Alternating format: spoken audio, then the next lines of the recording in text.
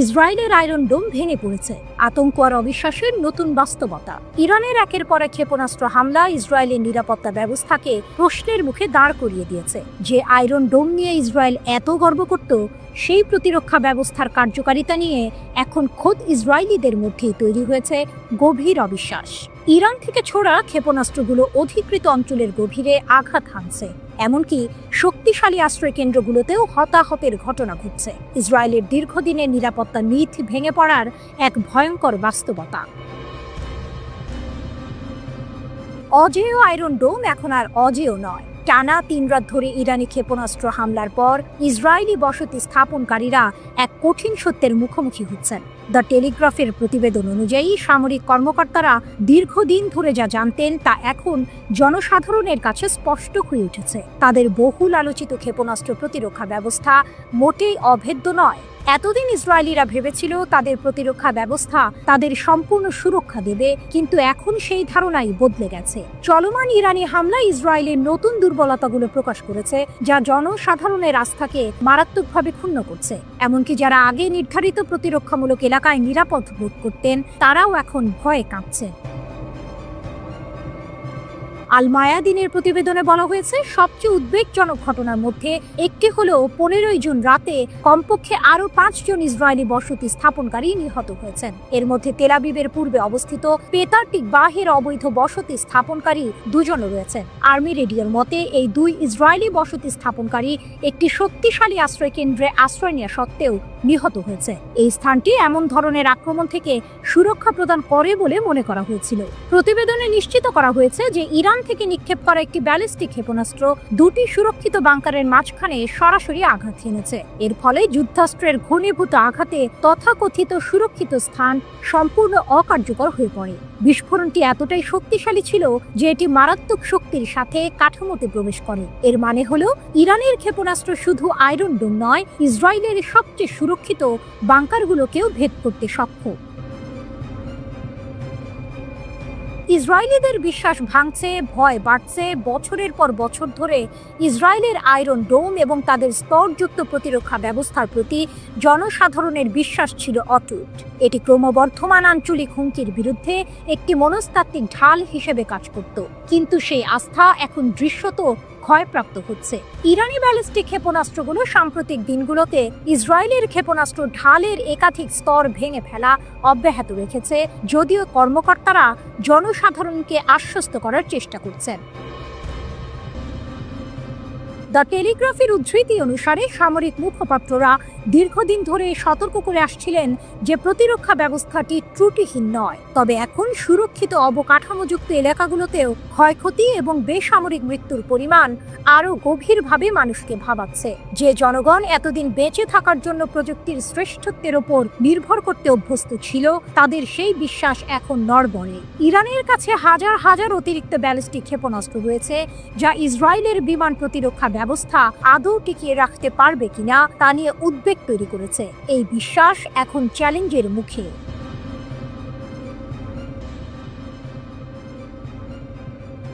Iran Israeli সংখ্যা, অব্যবহৃত ক্ষেপণাস্ত্র, শক্তির হুঁশিয়ারি। ইসরায়েলের কি হবে? ইরান আবারও এক মারাত্মক হুঁশিয়ারি দিয়েছে, যা ইসরায়েলের রাতের ঘুম হারাম করে দেবে। Islamic revolutionary guard corps IRGC এর নবনিযুক্ত commander brigadier general Mohammad Pakpour ঘোষণা করেছেন, তেল আবিব হামলা বন্ধ করুক বা না করুক, ইরান ইসরায়েলি দখলদারিত্বের বিরুদ্ধে সামরিক অভিযান চালিয়ে যাবে। প্রতিশোধের আগুন যতক্ষণ না ইসরায়েল ভেঙে পড়ছে। ইসরায়েলি হামলায় নিহত হওয়া জেনারেল হোসেন সালামির স্থলাভিষিক্ত হয়েছেন পাকপুর। তিনি পরিষ্কার জানিয়েছেন, ইরানের প্রতিক্রিয়া এখনো শেষ হয়নি। ইসরায়েলি হামলা বন্ধ হলেও আমরা শেষ পর্যন্ত আমাদের মিশন চালিয়ে যাব। এই কথাগুলো ইসরায়েলের জন্য এক স্পষ্ট বার্তা। পাকপুর আরও বলেছেন, ইরানি হামলায় ইসরায়েলের যে ক্ষতি হয়েছে তা তারা যা স্বীকার করেছে তার চেয়ে অনেক বেশি। আমরা ইসরায়েলি সত্তার গুরুত্বপূর্ণ এলাকা ধ্বংস করেছি এবং তাদের আগ্রাসনের প্রতিশোধ নিতে আমাদের প্রচেষ্টা অব্যাহত রাখব। তার এই বক্তব্য ইসরায়েলিদের জন্য এক নতুন আশঙ্কার জন্ম দিচ্ছে। অব্যবহৃত কৌশলগত ক্ষমতা, ইসরায়েলের ঘুম ভাঙছে। আইআরজিসি কমান্ডারের একজন জ্যেষ্ঠ উপদেষ্টা তাসনিম সংবাদ সংস্থাকে জানিয়েছেন, ইরান সম্ভাব্য সকল পরিস্থিতির জন্য প্রস্তুত এবং ইসলামিক প্রজাতন্ত্রের ক্ষেপণাস্ত্র সরবরাহ কমে যাচ্ছে এমন গুজব উড়িয়ে দিয়েছেন। তিনি জোর দিয়ে বলেছেন যে ইরান এখনো তার কৌশলগত ক্ষেপণাস্ত্র অস্ত্রাগার মোতায়েন করেনি। আমাদের ক্ষেপণাস্ত্র মজুদ কমে যাওয়ার কথা বলায় একটি রসিকতা ছাড়া আর কিছুই নয়, উপদেষ্টা বলেছেন। এর মানে হলো ইরান তার সবচেয়ে শক্তিশালী ক্ষেপণাস্ত্রগুলো এখনো ব্যবহার করেনি। যুদ্ধক্ষেত্রে উন্নত সরঞ্জাম স্থানান্তর তখনই ঘটবে যখন নেতৃত্ব এটিকে উপযুক্ত মনে করবে। উপদেষ্টা আরও প্রতিজ্ঞা করে বলেছেন, আমাদের নতুন প্রজন্মের ক্ষেপণাস্ত্রগুলি একটি বৃহত্তর উন্নত ব্যবস্থার একটি উপাদান মাত্র। তিনি প্রতিশ্রুতি দিয়েছেন যে অদূর ভবিষ্যতে বিশ্ব বিভিন্ন ক্ষেত্রে ইরানের গুণগত সামরিক সক্ষমতার একটি অংশ প্রত্যক্ষ করবে। তার শেষ কথাটি ছিল আরও ভয়ঙ্কর, ইরানের হাত সকল ফ্রন্টে ইসরায়েলি শত্রুকে দুর্বল করার জন্য সম্পূর্ণ উন্মুক্ত। এই বক্তব্যগুলো ইসরায়েলকে স্পষ্টতই এক গভীর সংকটের মুখে দাঁড় করিয়ে দিয়েছে। তাদের আয়রন ডোম যখন ইরানের প্রাথমিক হামলায় ঠেকাতে পারছে না, তখন এই অব্যবহৃত ক্ষেপণাস্ত্র শক্তি ইসরায়েলের জন্য কি নিয়ে আসবে তা ভেবেই আতঙ্কিত হচ্ছে তেল আবিব। আইআরজিসি নিশ্চিত করেছে তারা অপারেশন ট্রু প্রমিস 3 এর সর্বশেষ ধাপে ইসরায়েলি সরকারের কমান্ড অ্যান্ড কন্ট্রোল সিস্টেমগুলিকে লক্ষ্যবস্তু করেছে। সামরিক বাহিনী জোর দিয়ে বলেছে যে এই পর্যায়টি তাদের প্রতিশোধমূলক ক্ষেপণাস্ত্র অভিযানের আরও তীব্র পর্যায়ের সূচনা করেছে। এক বিবৃতিতে আইআরজিসির অ্যারোস্পেস ফোর্স ঘোষণা করেছে, নতুন এই অভিযানটি উদ্ভাবনী কৌশল এবং উন্নত গোয়েন্দা সমন্বয় ব্যবহার করে ইসরায়েলি দখলদার বাহিনীর কমান্ড এবং নিয়ন্ত্রণ অবকাঠামোকে লক্ষ্য করেছে। এখানেই এক অবিশ্বাস্য ঘটনা ঘটেছে। বিবৃতিতে বলা হয়েছে, এই অভিযান দখলদার বাহিনীর নিরাপত্তা ব্যবস্থার মধ্যে মারাত্মক বিশৃঙ্খলা সৃষ্টি করেছে, যার ফলে ইসরায়েলি বিমান প্রতিরক্ষা ব্যবস্থা ভুল করে একে অপরের ওপর গুলি চালিয়েছে। এটি ইসরায়েলের জন্য এক চরম লজ্জার এবং সামরিক ব্যর্থতার প্রমাণ। বিবৃতিতে জোর দিয়ে বলা হয়েছে, মার্কিন যুক্তরাষ্ট্র এবং পশ্চিমা মিত্রদের পূর্ণ সামরিক ও প্রযুক্তিগত সহায়তা সত্ত্বেও ইরানের ক্ষেপণাস্ত্রগুলো অসাধারণ নির্ভুলতা এবং সাফল্যের সাথে দখলদার অঞ্চলের অভ্যন্তরে লক্ষ্যবস্তুতে আঘাত করেছে।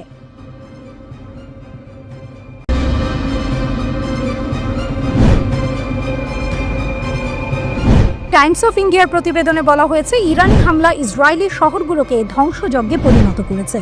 তেল আবিবকে বিধ্বস্ত করেছে ইরানি ব্যালিস্টিক মিসাইলের আঘাত। ইরানের মিসাইল ইসরায়েলের আকাশ প্রতিরক্ষা ব্যবস্থা আয়রন ডোম থার্ড অ্যারোকে হার মানিয়ে ইসরায়েলের আকাশে প্রবেশ করেছে। 16 জুন নতুন করে ইসরায়েলি মিসাইল হামলা শুরু করে ইরান। বিভিন্ন এলাকায় মিসাইল আঘাত হানে, সাইরেন বেজে ওঠে। ইসরায়েলের জরুরি সেবা জানিয়েছে, মিসাইল এবং শার্পনেলের আঘাতে কমপক্ষে 67 জন আহত হয়েছে। ইরান ও ইসরায়েলের মধ্যে সামরিক উত্তেজনা এখন এমন এক পর্যায়ে পৌঁছেছে যা আগে কখনো দেখা যায়নি। ইরানের আক্রমণ শুধু নির্দিষ্ট কিছু এলাকায় সীমাবদ্ধ নেই, বরং তা উত্তরাঞ্চলীয় শহর নাকোরা থেকে শুরু করে দক্ষিণের ইলাত পর্যন্ত বিস্তৃত। সোমবার ভোরে ইসরায়েলের হোম ফ্রন্ট কমান্ড এক বিশাল আকারের ইরানি আক্রমণের খবর দিয়েছে। ইসরায়েল বারবার আসন্ন আক্রমণের বিষয়ে সতর্ক করে বাসিন্দাদের আশ্রয় কেন্দ্রের কাছাকাছি থাকার আহ্বান জানায়। ইসরায়েলি মিডিয়া জানিয়েছে যে সেনাবাহিনী প্রায় 100টি ইরানি রকেট শনাক্ত করেছে, যার মধ্যে কয়েকটি দেশের কেন্দ্রীয় অঞ্চলেও পড়েছে। ইসরায়েলের মতো একটি দেশ যারা নিজেদের নিরাপত্তা ব্যবস্থা নিয়ে এতটাই আত্মবিশ্বাসী, তাদের ভূখণ্ডে এত রকেট আঘাত হানতে পারে, এটা কি কল্পনাতীত ছিল না? চ্যানেল 13 এর খবর অনুযায়ী রকেট হামলায় ক্ষতিগ্রস্ত কমপক্ষে 4টি স্থানে জরুরি পরিষেবা পাঠানো হয়েছে। তেল আবিবের কাছের শহর পেতাহ টিকভার মেয়র নিজেই নিশ্চিত করেছেন যে একটি ইরানি ক্ষেপণাস্ত্র ওই এলাকায় আঘাত হেনেছে, যার ফলে একটি ভবন ক্ষতিগ্রস্ত হয়েছে এবং উদ্ধার অভিযান শুরু হয়েছে। সবচেয়ে চাঞ্চল্যকর তথ্য হলো, ইসরায়েলি আর্মি রেডিও অনুসারে তাদের অত্যাধিক বিমান প্রতিরক্ষা ব্যবস্থাও 10টি রকেট প্রতিহত করতে ব্যর্থ হয়েছে। এটা কি ইসরায়েলের প্রতিরক্ষা ব্যবস্থার দুর্বলতা, নাকি ইরানের ক্ষেপণাস্ত্র প্রযুক্তির অভূতপূর্ব উন্নতি? এখানেই লুকিয়ে আছে এক বিরাট প্রশ্নবোধক চিহ্ন। হিব্রু মিডিয়া নিশ্চিত করেছে যে সর্বশেষ ইরানি ক্ষেপণাস্ত্র হামলায় 3 জন নিহত এবং 103 জন আহত হয়েছে। ইয়েদিওত আহরোনাত সংবাদপত্র জানিয়েছে, গ্রেটার তেল আবিবের গুশতান এলাকায় ইরানি রকেট হামলার পর কমপক্ষে 103 জন আহতকে হাসপাতালে ভর্তি করা হয়েছে। তাদের মধ্যে 2 জনের অবস্থা গুরুতর, 7 জনের অবস্থা মাঝারি এবং বাকিদের সামান্য আঘাত রয়েছে। ইসরায়েলের অ্যাম্বুলেন্স সার্ভিস ম্যাগেন ডেভিড আদমের বিবৃতিতে বলা হয়েছে, সোমবারের হামলায় 3 জন নিহত এবং 67 জন আহত হয়েছেন। ইরান ইসরায়েল সংঘাত আরও ভয়াবহ রূপ নিচ্ছে। একদিকে ইসরায়েল দাবি করছে তারা তেহরানের আকাশসীমায় পূর্ণ নিয়ন্ত্রণ প্রতিষ্ঠা করেছে, অন্যদিকে হাইপারসনিক ক্ষেপণাস্ত্র দিয়ে পাল্টা ভয়াবহ আঘাত হানছে ইরান। হাইপারসনিক ক্ষেপণাস্ত্র নিক্ষেপ করে তেল আবিব, হাইফা ও উত্তরাঞ্চলের বিভিন্ন শহরে ব্যাপক আঘাত হানে ইরান। বিশ্বজুড়ে বাড়ছে উদ্বেগ। বিশ্লেষকরা বলছেন, এই সংঘাত যদি নিয়ন্ত্রণে না আনা যায় তবে তা পুরো মধ্যপ্রাচ্যকে এক ভয়াবহ যুদ্ধের দিকে ঠেলে দিতে পারে। বিবিসির প্রতিবেদনে বলা হয়েছে, ইরান ও ইসরায়েলের মধ্যে সংঘাতের জেরে বিশ্ববাজারে তেলের দাম বেড়েছে। শুক্রবার যে দামে ছিল, সোমবার নাগাদ তা অন্তত 7% বেড়েছে।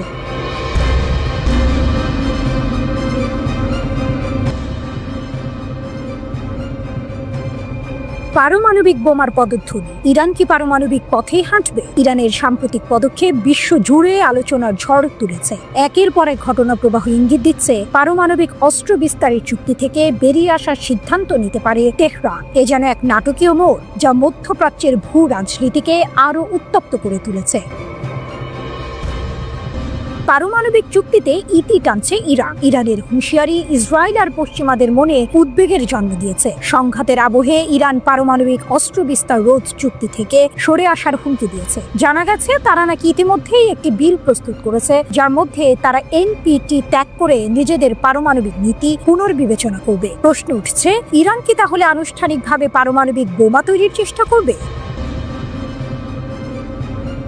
হয় বোমা হামলা বন্ধ হোক, না হলে আমরা ইরানের এই বড় সতর্কীকরণ থেকে স্পষ্ট পরিস্থিতি কতটা জটিল। 1960-এর দশকের গোড়ার দিকে স্বাক্ষরিত এনপিটি চুক্তিটি হাতে গোনা কয়েকটি দেশ ছাড়া বাকি সবাইকে পারমাণবিক অস্ত্র তৈরি থেকে বিরত রাখে। ইরান এই চুক্তিতে স্বাক্ষরকারী দেশ হলেও বরাবরই দাবি করে এসেছে যে তারা বোমা তৈরির চেষ্টা করছে না। কিন্তু ইসরায়েলের সাথে সাম্প্রতিক তীব্র উত্তেজনা তেহরানকে তাদের অবস্থান পরিবর্তনে বাধ্য করছে বলে মনে হচ্ছে। ইসরায়েলের সামরিক হামলার মধ্যে ইরান তার শান্তিপূর্ণ পারমাণবিক কর্মসূচি অব্যাহত রেখেছে বলে জানিয়েছেন দেশটির পররাষ্ট্র মন্ত্রণালয়ের মুখপাত্র ইসমাইল বাঘাই। এক সংবাদ সম্মেলনে তিনি বলেন, ইরানের পরমাণু কর্মসূচি জাতিসংঘ নিরাপত্তা পরিষদের প্রস্তাব 2231-এর অধীনে বৈধতা পেয়েছে এবং তা থামানোর ক্ষমতা কোনো সংস্থার নেই। তিনি ইসরায়েলি আগ্রাসনকে ইতিহাসের এক ভয়ঙ্কর নজির আখ্যা দিয়ে বলেন, ইরানের পারমাণবিক স্থাপনায় হামলা চালিয়েছে ইসরায়েল। এটি শুধু ইরানের সার্বভৌমত্ব নয়, বরং আন্তর্জাতিক পরমাণু নিরস্ত্রীকরণ চুক্তি এনপিটিকেও ক্ষতিগ্রস্ত করেছে। ইরানের সাম্প্রতিক হামলার আগে দেশটি গোপনে পারমাণবিক অস্ত্র তৈরির নকশা পরীক্ষার গুরুত্বপূর্ণ ধাপ সম্পন্ন করেছিল বলে দাবি করেছে ইসরায়েল। দেশটির সামরিক বাহিনীর আর্মি রেডিও সূত্রে ইসরায়েলি সংবাদ মাধ্যম টাইমস অফ ইসরায়েল জানিয়েছে, এই তথ্যের ভিত্তিতেই ইসরায়েল প্রতিরোধমূলক হামলার সিদ্ধান্ত নেয়। আর্মি রেডিও জানিয়েছে, নিরাপত্তা কর্মকর্তাদের বরাতে জানা গেছে ইরানি বিজ্ঞানীরা পারমাণবিক বোমা তৈরির উদ্দেশ্যে একটি সফল প্রযুক্তিগত পরীক্ষা সম্পন্ন করেছেন। এতে ধারণা করা হয় ইরান চাইলে মাত্র কয়েক সপ্তাহের মধ্যে পরমাণু বোমা তৈরি করতে পারত। প্রতিবেদনে বলা হয়, ইসরায়েলের গোয়েন্দা সংস্থাগুলো সম্প্রতি এক চাঞ্চল্যকর তথ্য দিয়েছে, যার ভিত্তিতে গত শুক্রবার ইরানে হামলা চালানোর সিদ্ধান্ত নেন ইসরায়েলের রাজনৈতিক নেতারা। এই তথ্য হলো, ইরানি বিজ্ঞানীরা 2023 সালের শেষ বা 2024 সালের শুরুর দিকে গোপনে এমন এক প্রকল্পে কাজ শুরু করেন, যার মাধ্যমে পারমাণবিক উপাদানকে একটি কার্যকর বিস্ফোরক যন্ত্রে রূপান্তরের প্রস্তুতি নিচ্ছিল। তবে ইসরায়েলি কর্মকর্তারা সতর্ক করে বলেছেন যে তারা এখনো পুরোপুরি নিশ্চিত নন ইরান পরমাণু কর্মসূচির কোন পর্যায়ে আছে। এমনকি তারা যা ধারণা করছে, ইরান বাস্তবে তার চেয়েও অনেক বেশি অগ্রসর থাকতে পারে। এই অনিশ্চয়তা ইসরায়েলের মধ্যে আরও উদ্বেগ বাড়াচ্ছে।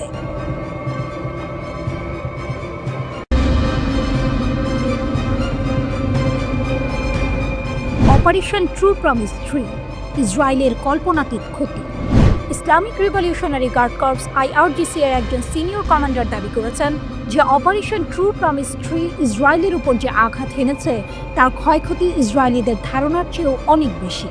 এই দাবির পেছনে লুকিয়ে আছে এক চাঞ্চল্যকর কাহিনী, যেখানে ইরান এমন কিছু কৌশল ব্যবহার করেছে যা শত্রুদের কল্পনারও বাইরে ছিল।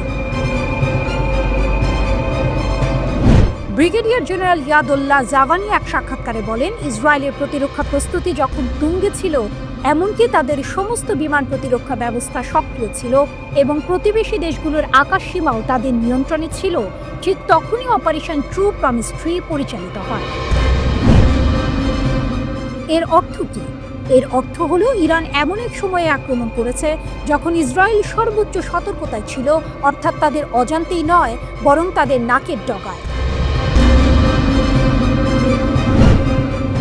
এখানেই আসে আসল টুইস্ট।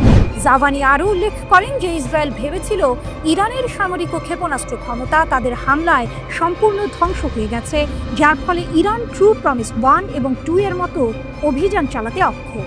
কিন্তু বাস্তবে ঘটল সম্পূর্ণ উল্টোটা। ইরান শুধু অভিযান চালায়নি, বরং এমন সব ক্ষেপণাস্ত্র এবং ড্রোন ব্যবহার করেছে যা ইসরায়েলকে হতবাক করে দিয়েছে। জাভানি বিশেষভাবে আরাশের মতো নতুন ড্রোনের কথা উল্লেখ করেছেন, যা দূরপাল্লার ব্যালিস্টিক ক্ষেপণাস্ত্রের পাশাপাশি ইসরায়েলি অধিকৃত অঞ্চলে সফলভাবে মোতায়েন করা হয়েছে। এই অভূতপূর্ব বৈচিত্র্যময় প্রজেক্টাইল ইসরায়েলের ধারণার চেয়েও বেশি শক্তিশালী ছিল। প্রেস টিভির প্রতিবেদনে বলা হয়েছে, ইরান যেখানে তাদের শহীদ ও আহতদের ছবি এবং খবর প্রকাশে এনেছে, সেখানে ইসরায়েলি সামরিক বিবৃতি, গোয়েন্দা সংস্থার বুলেটিন এবং এমনকি সাধারণ নাগরিকদের বিরুদ্ধে হুমকি দিয়ে ক্ষয়ক্ষতি, ধ্বংস এবং হতাহতের প্রকৃত পরিমাণ গোপন করার চেষ্টা করছে। কেন এমন করছে? কারণ ক্ষতির পরিমাণ এতটাই বেশি যে তারা তা স্বীকার করতে ভয় পাচ্ছে। জাভানি যেমন বলেছেন, তবুও অভিযানের বিশাল পরিধির কারণে তারা তাদের নিজস্ব জনসাধারণের কাছে সীমিত প্রতিবেদন জারি করতে বাধ্য হয়েছে। তাহলে প্রশ্ন হলো, ইসরায়েল কি সত্যিই এই ক্ষতির জন্য প্রস্তুত ছিল, নাকি তারা এমন এক পরিস্থিতির মুখোমুখি হয়েছে যা তাদের কল্পনারও বাইরে ছিল? এই প্রশ্নগুলোর উত্তর সময়ই বলে দেবে। তবে আপাতত এটা স্পষ্ট যে অপারেশন ট্রু প্রমিস 3 মধ্যপ্রাচ্যের ক্ষমতার ভারসাম্যে এক নতুন মোড় এনে দিয়েছে। এদিকে ইসরায়েলের গোয়েন্দা সংস্থা মোসাদের হয়ে গুপ্তচর বৃত্তির অভিযোগে ইরানে এক ব্যক্তির মৃত্যুদণ্ড কার্যকর করা হয়েছে। বিবিসির খবরে বলা হয়, ইরানের কর্মকর্তাদের বরাতে দেশটির রাষ্ট্রীয় সংবাদ মাধ্যম জানিয়েছে, 2023 সালে গ্রেপ্তার হওয়া ওই ব্যক্তির নাম ইসমাইল ফেকরি। অর্থের বিনিয়োগে মোসাদকে গোপন তথ্য সরবরাহের চেষ্টা করেছিলেন তিনি। গুপ্তচর বৃত্তির ঘটনায় সম্প্রতি এটা তৃতীয় মৃত্যুদণ্ড কার্যকরের ঘটনা। গত শুক্রবার থেকে চালানো অভিযানে ইরানে আরও কয়েকজন সন্দেহভাজন ইসরায়েলি গুপ্তচরকে গ্রেপ্তার করা হয়েছে বলে জানিয়েছে ইরানের রাষ্ট্রীয় সংবাদ মাধ্যম। ইরানের প্রধান বিচারপতি গোলাম হোসেন মোহসেনি এজেই বলেছেন, চলমান সংঘাতের প্রেক্ষাপটে যেসব ব্যক্তি ইসরায়েলের সহযোগী হিসেবে সন্দেহভাজন, তাদের বিচার দ্রুত সম্পন্ন করা উচিত।